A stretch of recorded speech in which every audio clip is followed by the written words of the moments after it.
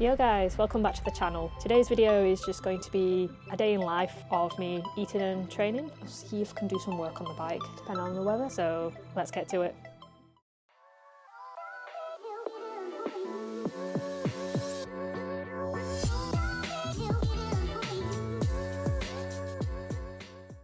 Today's breakfast is going to be my overnight oats. Yeah, basically I've got chia seeds, flex seeds, of course the oats, and blueberries, which I put in frozen the night before and they tend to melt in the fridge overnight. And then I have raisins, of course. I'll have this and then get to the gym. Righty ho, I'm at the gym. Cheap pre-workout, this is disgusting. Let's go.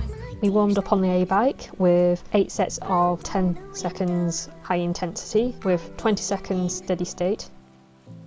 And then we're going to warm up with some dynamic stretches for a lower body session.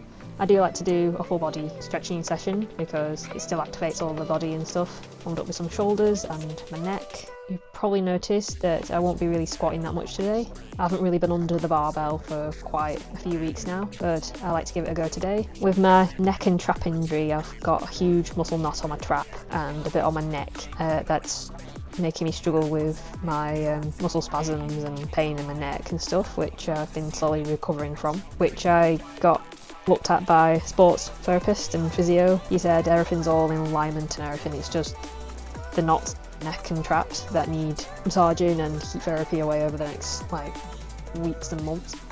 And then also I got him to have a look at my hip, which, if you don't know already, I strained my hip abductor last year and it's not really been right since. It's healed a lot, but yeah, my hip's never been too great. I did find a hip impingement, which is a result of heavy ass to grass squats over many years, along with my roundhouse kicks and everything. And I think the idea is to try and get my glutes and hamstrings nice and strong and try not to squat so ass to grass than I used to with heavy loads. I've been trying to train with some goblet squats and they felt quite nice, but I like to see what I can do with the high bar squats. As you can see, I've just warmed up with the bar, which is 20 kilos, and I've slapped on 2 20s, making it 60 kilos. I'm just trying to focus on control and try not to go too low down, and then I slapped on 70.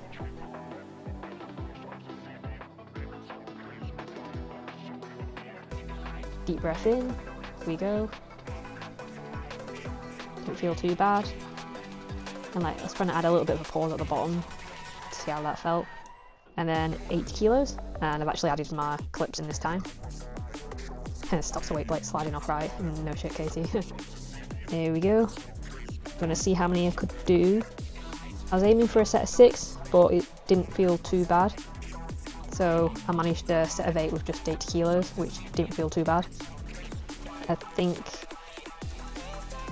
I've been struggling with trying to not lean forward too much to overcompensate. My hip's not working too well with this, but I kind of let myself to see how it felt.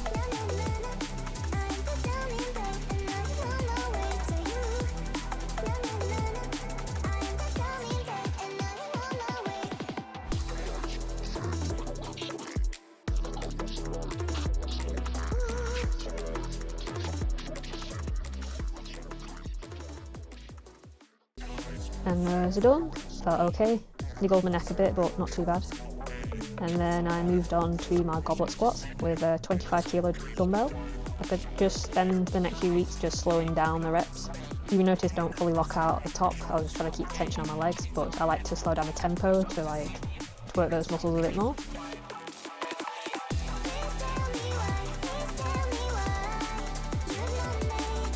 That felt pretty good. I did 3 sets of 12 for that. And then I moved on to some deadlifts. Just 80 kilo. I felt pretty good on my neck. And then this is 100 kilos. That's flying up.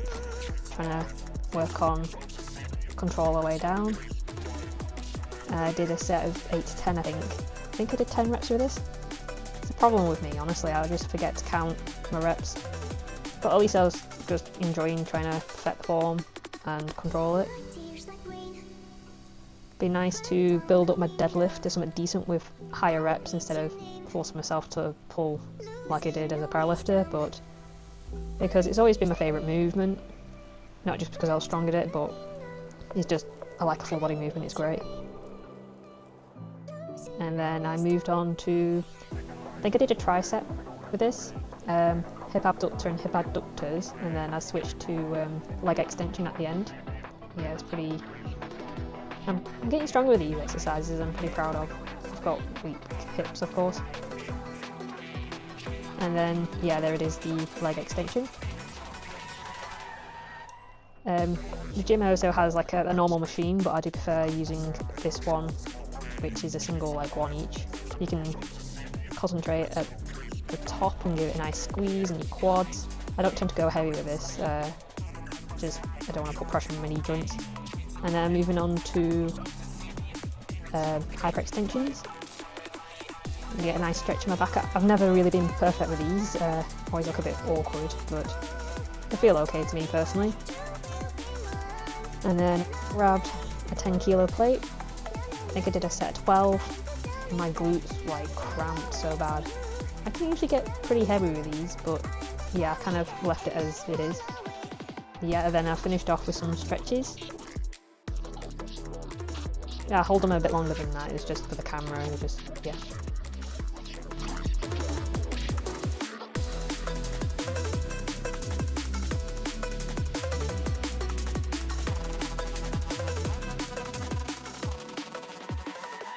I quite like this one, you know, I stretch to the bum and stuff. This one was really good when I did my hip abductor strain. It was really stretched down the muscle and everything. And then actually working on stretching my back. And yeah, it's kind of, you generally have the idea.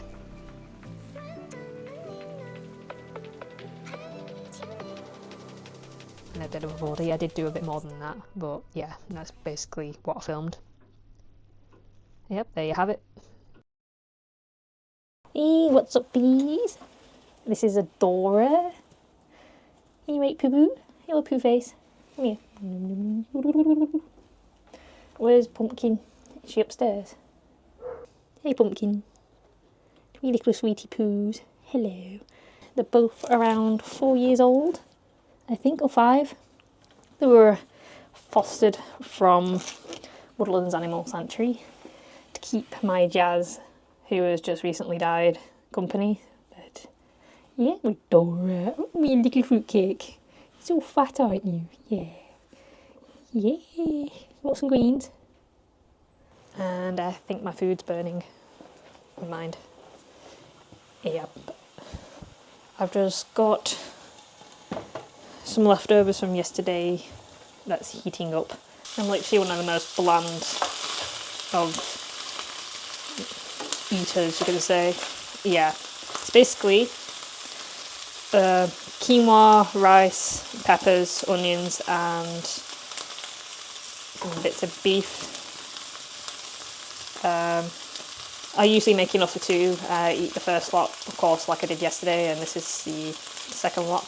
Yeah, this will be the biggest meal I'm going to have today. Yeah, I'm going to eat this, let that go down, and I'll see if I can do some work on the bike, depending on the weather. Yeah, that's going to be a bit of a messy job, but I'll find out what's going on with that. So let's get this eaten. Yeah, I'm just working on editing the next vlog.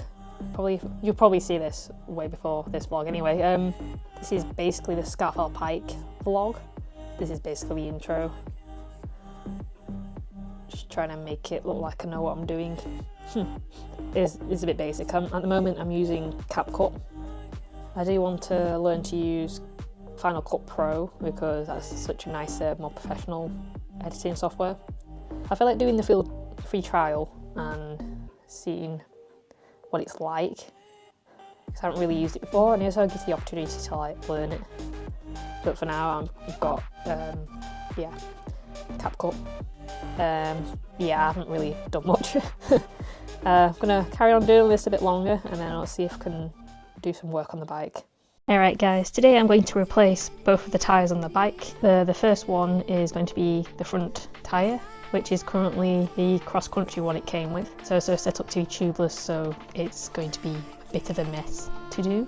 And then I'm going to replace the tubeless setup with a tube only for the time being. And I'm going to replace the back tyre, which is currently one that I got for free from Wales back in August. On my last ride, I kind of ripped up all the sides in a rock garden at some point, and it's kind of damaged all the side of the tyre, so I might as well switch that one out. But that one is set up for tube, mostly because early summer, I think it might have been spring or summer, that I kind of dented the inside of the wheel, and I can't really have it set up as tubeless. I played around with it, but the dent's a bit too big to have it set up for tubeless ever again, so that's one reason why I'm going to run the front one tubes as well, because I don't see the point of buying all the tubeless stuff and set up just for one tyre. So I'm just going to stick with just run them both tubes, unless I just find some new wheels at some point. But I'm replacing with the Maxxis, I think the 2.4s, and the cross-country tyres that originally came on this bike was 2.3s, I think. A lot of the Maxxis, like Maxxis High Roller 2s,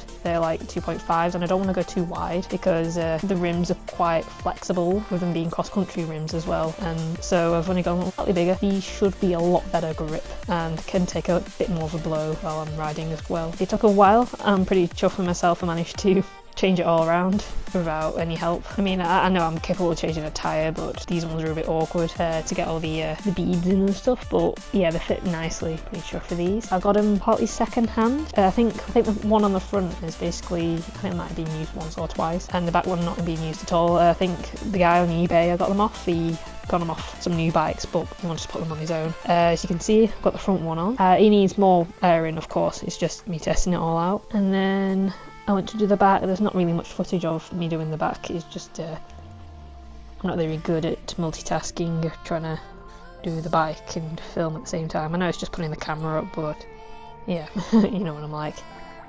That was the back one done, looking pretty smart.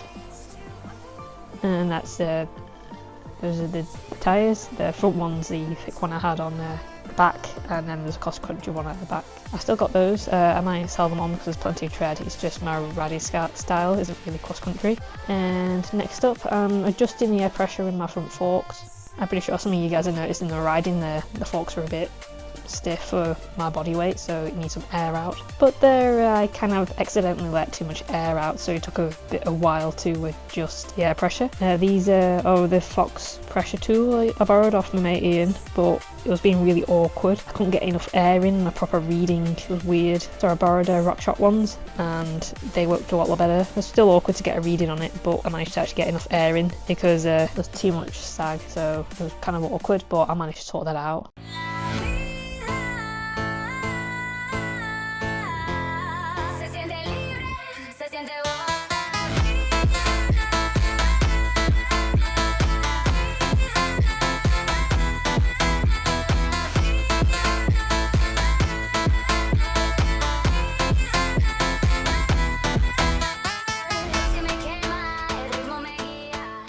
Gonna chill out with some food, maybe some like bananas and a packet of crisps because I like crisps, and then I'm just going to go to jiu-jitsu next. I'm slowly getting back into jiu-jitsu after the last 2 to 3 weeks.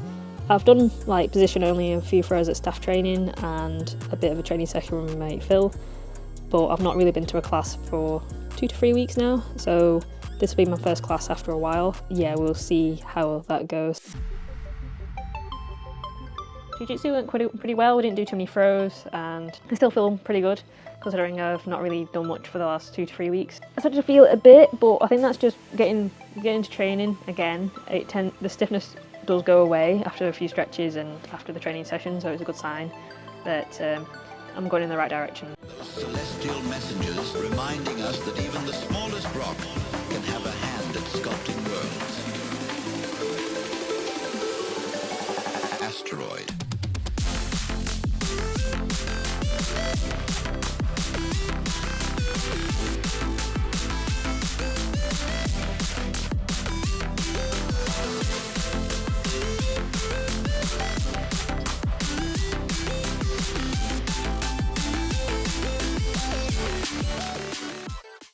Alrighty ho guys, I'm back from jiu-jitsu.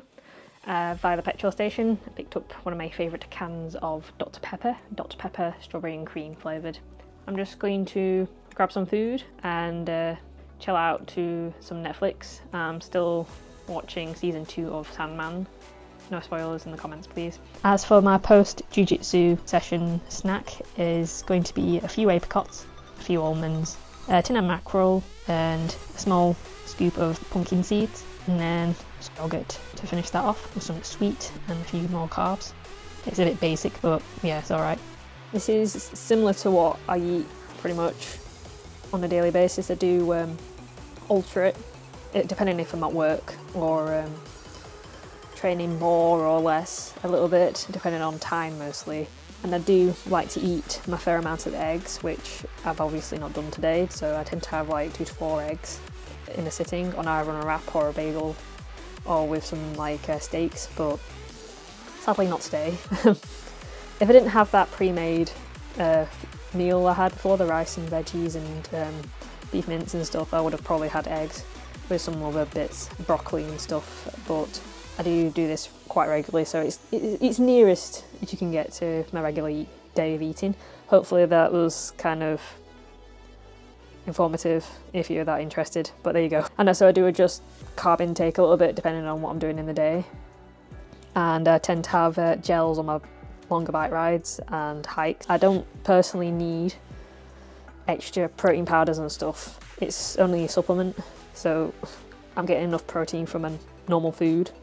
And also I do have electrolyte tablets and some like Celtic salt in my water at times. Of course, what I mentioned, my energy gels. Creatine, I've taken that in the past for training. I might have a go at it again if I want to get back into training again, but I'm not too fussed about it. Some people it feels like it works, other people don't see any difference. I found a bit of difference, but I don't know if it was a placebo effect, but it's all a thing. I'm not really a big supplement person. I try and get whatever I need from my food. Also, I do have multivitamin in the morning, of course. I'll end it here for my vlog for today. Hope it wasn't too boring, and if you enjoyed it and haven't already, please like and subscribe. So if you're mountain biking, hiking, strength conditioning, bodybuilding, martial arts and stuff, feel free to check out the channel. You might like the content. Feel free to subscribe, and hopefully see you in the next video. The entire point of life is to take chances on dreams that seem crazy to most, but feel like destiny to you. Most people won't get it, and that's okay. Your dreams don't have to make sense to them. It just has to feel right to you. This is your reminder to keep going.